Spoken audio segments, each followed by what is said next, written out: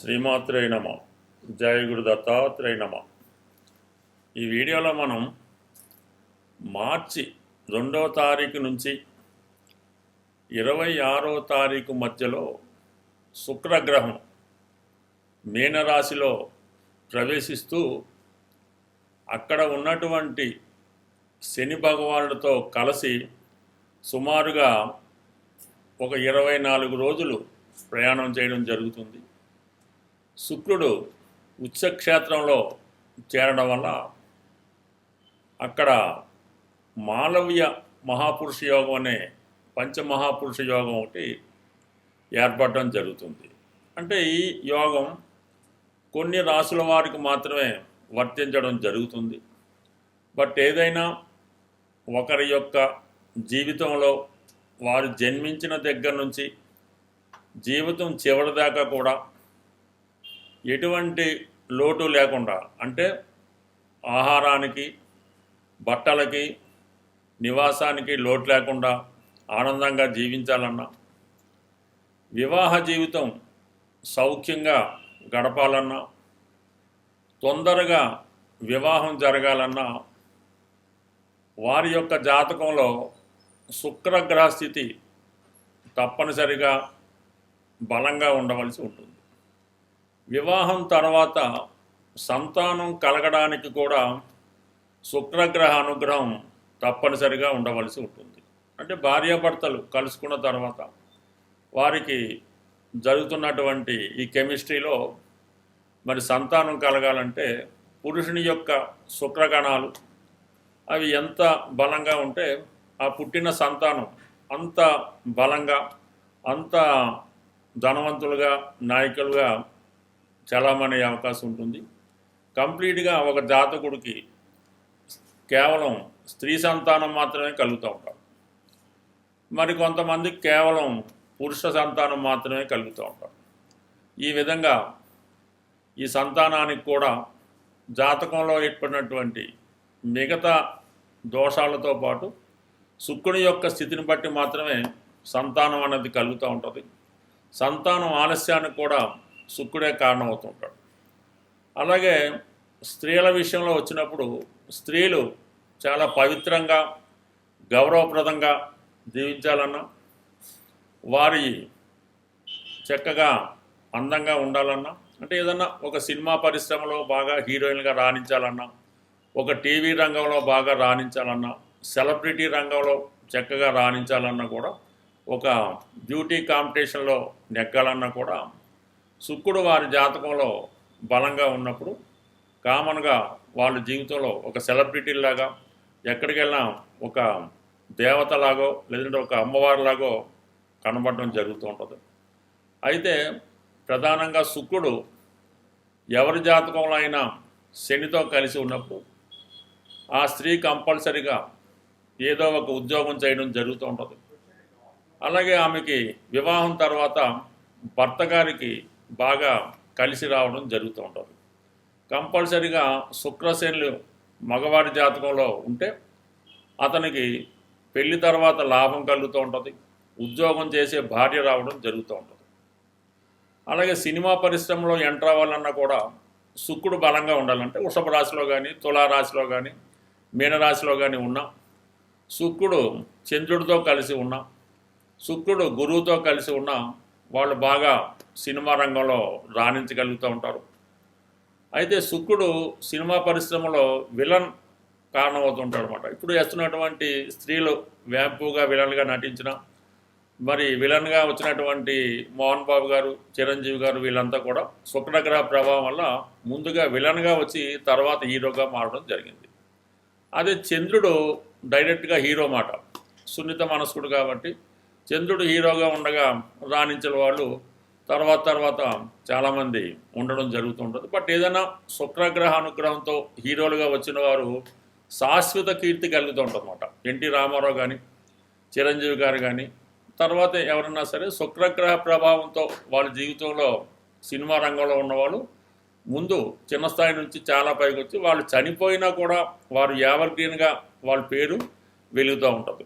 అదే చంద్రగ్రహ ప్రభావంతో వచ్చిన వాళ్ళు కొన్నాళ్ళ పాటు హీరోలుగా 10 సంవత్సరాలు 15 సంవత్సరాలు చలామణి, తర్వాత కనుమరుగం కూడా జరుగుతూ ఉంటుంది. బట్ ఏదైనా జీవితంలో ఆనందం కలగాలంటే శుక్రగ్రహ అనుగ్రహం తప్పనిసరి. ప్రస్తుతం శుక్రుడు మీనరాశిలో ప్రవేశించినప్పుడు ఉచ్చస్థితిలో ఉండడం జరుగుతూ ఉంటుంది. ఎవరి జన్మ జాతకంలో అయినా సరే శుక్రుడు ఉచ్చలో ఉంటే వాళ్ళకి వివాహం తర్వాత కలిసి వస్తుంది. అదే అమ్మాయిలైతే వారి జీవితంలో ఎప్పుడూ ఏడు లోటు లేకుండా హాయిగా జీవించడం జరుగుతుంటుంది. మరి ఇప్పుడు ఈ శుక్రుడు ఈ మార్చి 2వ తారీఖు నుంచి 26వ తారీఖు మధ్యలో మరి సహజంగా మీనరాశిలోకి రావడం, అక్కడ ఉన్నటువంటి శని భగవానుడితో కలగటం వల్ల ఎవరికి ఏ విధమైనటువంటి లాభం కలుగుతుంటుంది, ఏ రాశి వారికి ఏ విధంగా కలిసి వస్తుంది అన్న విషయాన్ని విడివిడిగా మనం మిగతా వీడియోలో తెలుసుకునే ప్రయత్నం చేద్దాం. స్వస్తి. ఈ వీడియోలో మనం కన్యా రాశి వారికి సప్తమ స్థానంలో ఏర్పడినటువంటి శుక్రుని యొక్క మాలవ్య మహాపురుష యోగం అనే పంచమహాపురుష యోగం సుమారుగా 24 రోజుల పాటు ఉండే యోగం కన్యా రాశి వారికి ఏ విధంగా ఉంటుంది అని పరిశీలించినప్పుడు కన్యా రాశి వారికి శుక్రుడు అత్యంత మిత్రగ్రహం. అంటే ధన భాగ్యాధిపతిగా రాస్యాధిపతిగా ఉన్నటువంటి బుధుడు కన్నా శుక్రుని యొక్క ప్రభావమే కన్యా రాశి వారి మీద ఎక్కువగా ఉండడం జరుగుతూ ఉంటుంది. అలాగే శని భగవానుడు ఈ రాశి వారికి మిత్రగ్రహం. మరి సప్తమ స్థానంలో 2 మిత్రగ్రహాలు కలిసినప్పుడు ఏదైనా ఈ 2 గ్రహాలు సప్తమ స్థానంలో మీనరాశిలో కలియడం వల్ల అక్కడ శుక్రుడు ఉచ్చస్థితి పొందడం వల్ల జాతకుడికి జీవితంలో అత్యున్నతమైనటువంటి అదృష్ట సమయం అన్నది రావడం జరుగుతూ ఉంటుంది. అంటే 9వ స్థానం అనేది అదృష్టం లాంటిది. అది ఉన్నత విద్యనిస్తుంది, విదేశ ప్రయాణాన్ని ఇస్తుంది. అలాగే ఏదైనా ఒక ప్రయత్నంలో నలుగురు అబ్బా వాడు చాలా అదృష్టవంతుడు అనుకుంటారు అతనికి జరిగినటువంటి పని బట్టి. ఈ విధంగా జాతకుడికి సప్తమ భావం ద్వారా అంటే మీకు వివాహం ద్వారా అదృష్టవంతులయ్యే అవకాశం ఉంది. గత కొంతకాలంగా సప్తమ స్థానంలో శని భగవానుడు ఉండడం వల్ల కన్యా రాశి వారికి వివాహ ప్రయత్నాలు చాలా ఇబ్బంది పడడం జరుగుతూ ఉంది. ఏ వివాహం సెట్ అవ్వకపోవడం, వచ్చిన సంబంధం చివరి నిమిషంలో మిస్ అయిపోవడం జరుగుతూ ఉంది. అటువంటి కన్యా రాశి వారు ప్రస్తుతం ఇంకా నిరాశ చెందకుండా మార్చి నెలలో మీ యొక్క వివాహం అన్నది నిర్ణయం అవడం జరుగుతుంది. 100కి 100 వివాహం జరిగి తీరుతుంది. అలాగే వివాహం తర్వాత మీకు అదృష్టం ఏంటంటే సప్తమ స్థానంలో శని ఉండగా ఒకవేళ మీకు వివాహం నిర్ణయమై సంబంధం కుదుర్చుకొని ఉన్నారు లేదా పెళ్ళయింది అనుకుందాం, ఒక సాధారణ స్థాయి కలిగినటువంటి ఒక చిన్నపాటి ఉద్యోగం చేస్తున్నటువంటి యావరేజ్గా ఉన్నటువంటి అమ్మాయి మీకు భార్యగా రావడం జరుగుతుందన్నమాట. అలాగే మీరు అమ్మాయి ఉంటే ఒక యావరేజ్ పర్సనాలిటీ కలిగి ఉండి ఏదో సాధారణ కార్మికుడిగా సాధారణ ఉద్యోగిగా ఉన్నటువంటి పెళ్లి సంబంధం కుదురుతుంది. జీవితాంతం ఆర్థికపరమైన చికాకులతో ఉండడం జరుగుతూ ఉంటుంది. మరి ఎప్పుడు శుక్రుడు ఉచ్చలోకి రావడం వల్ల మరి కన్యా రాశి వారికి మీకన్నా హోదా కలిగినటువంటి ఎక్కువ ఫ్యామిలీ బ్యాక్గ్రౌండ్ ఉన్నటువంటి ఒక అందమైనటువంటి ఉద్యోగస్తులైనటువంటి భార్య ఈ సమయంలో మీకు రావడం జరుగుతూ ఉంటుంది. అలాగే మీరు స్త్రీ అయి ఉంటే బాగా సెటిల్ అయినటువంటి మంచి జీతం కలిగినటువంటి భర్త మీకు రావడం జరుగుతుంది. వివాహం తర్వాత కూడా చాలా సౌకర్యవంతమైన జీవితం రావడం జరుగుతుంది. ఇది వివాహ విషయంలో మీకు ఈ మాలవ్య మహాపురుష యోగంలో వల్ల కంపల్సరిగా మీ జీవిత భాగస్వామి మీకన్నా ఎక్కువ హోదా కలిగినటువంటి వారు రావడం జరుగుతూ ఉంటుంది. అంటే పూర్వకాలం అంటే ఎక్కువ కట్నం తెచ్చిన అమ్మాయి, ఎక్కువ ఆస్తి ఉన్న అమ్మాయి అనేవారు. కాలానుగుణంలో ఇప్పుడు ఏంటో ఎక్కువ ఉద్యోగం చేస్తున్నటువంటి అమ్మాయి అన్నది రావడం జరుగుతుంది. ఇక సప్తమ స్థానం ఏంటంటే మరి దశమ స్థానం కాబట్టి ఉద్యోగపరంగా చాలా కాలంగా ఆగిపోయినటువంటి ఉద్యోగ ప్రయత్నంలో ఉద్యోగంలో అభివృద్ధి కానీ స్థాయి కానీ పెరిగే అవకాశం ఉంది. మీరు ఏదైనా అదనపు ఆదాయం కొరకు చేస్తున్న ఉద్యోగంతో పాటు ఏదైనా ఒక పార్ట్ టైం మీరు ఉపాధ్యాయ వృత్తిలో ఉన్నా, విద్యారంగంలో ఉన్నా, న్యాయవాది వృత్తిలో ఉన్నా, ఈవెన్ వైద్య రంగంలో ఉన్నా సరే మీ యొక్క వృత్తికి తగిన గుర్తింపు రావడం జరుగుతుంది. గతంలో కన్నా చాలా బిజీగా రావడం జరుగుతూ ఉంటుంది. బట్ ఏదైనా ఈ కన్యారాశి వారికి మీరు చిరకాలంగా ఎదురు చూస్తున్నటువంటి 3 ప్రధానమైన విషయాలు: 1 గృహయోగం, 2 వివాహ యోగం, 3 ఉద్యోగంలో అభివృద్ధి, ఇవి వ్యక్తిగతంగా మీకు రావడం జరుగుతుంది. అయితే శని భగవానుడు ఎప్పుడు కూడా మీకు ఎంత అర్హత ఉందో అంతవరకే ఆశించాలి తప్ప అంతకు మించి అర్హత మించి మీరు ఆశిస్తే మాత్రం ఆశాభంగం తప్పదు. స్వస్తి. జీవితంలో అదృష్టవంతులు అవ్వాలంటే శుక్రుడు వారి జన్మజాతకంలో బలంగా ఉండాలి. శుక్రుడు బలవంతుడు అవ్వాలంటే జాతకుడు కొన్ని నియమాలు పాటించవలసి ఉంటుంది.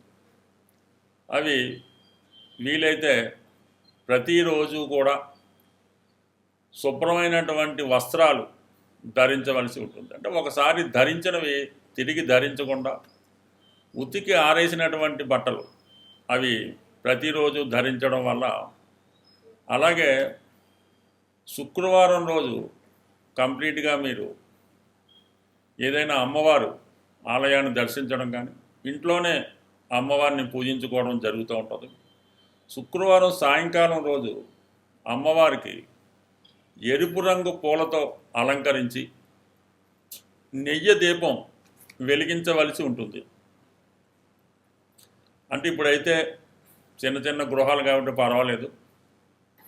సాయంకాలం పూట దీపాలు వెలిగించే ముందు పెరటి తలుపులు, అంటే ప్రధాన సింహద్వారం కాకుండా బ్యాక్ డోర్, ఆ డోర్ని కంప్లీట్గా క్లోజ్ చేసి దీపాలన్నీ వెలిగించిన తర్వాత సాయంకాలం సూర్యాస్తమైన తర్వాత మరి అమ్మవారి దగ్గర నేతితో వెలిగించినటువంటి దీపాన్ని వెలిగించి మీకు వచ్చినటువంటి అమ్మవారి లక్ష్మీ అష్టోత్తరము, కనకదార స్తోత్రమో, శ్రీ సూక్తం చదివినా విన్నా పర్లేదు.